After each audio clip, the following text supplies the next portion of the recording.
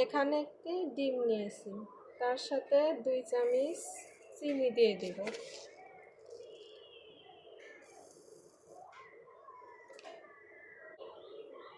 এক চামচ গুঁড়া দুধ দেব। মিষ্টির ব্যালেন্সের জন্য সামান্য পরিমাণ লবণ দিব। একটু ভ্যানিলা এসেন্স দেব। ভ্যানিলা এসেন্স দিলে ডিমের গন্ধ লাগবে না। এখন এগুলো মিক্সড করব।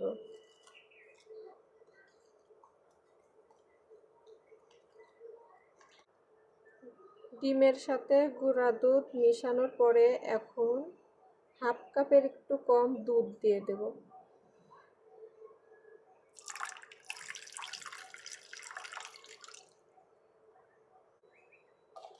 এখন এটা ভালোভাবে মিশিয়ে নেব যতক্ষণ না চিনি গলে যায়।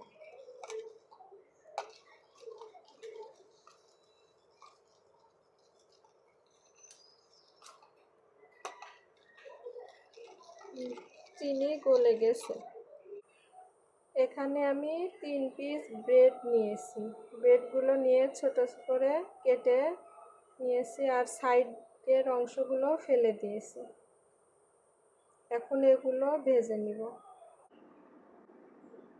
তেল গরম হলে এখন ব্রেডগুলো দিয়ে দিব।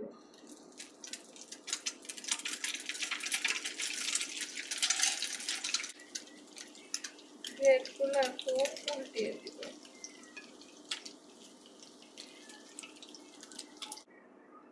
ব্রেডগুলো ভাজা হয়ে গেছে, এখন এগুলো উঠিয়ে রাখব। তো দেখুন আমার ব্রেড সবগুলো ভাজা হয়ে গেছে। এভাবে ভেজে দিলে বাচ্চারা খুবই খুশি হবে। চাইলে আপনারা এটা বিকালের নাস্তা হিসাবেও খেতে পারেন।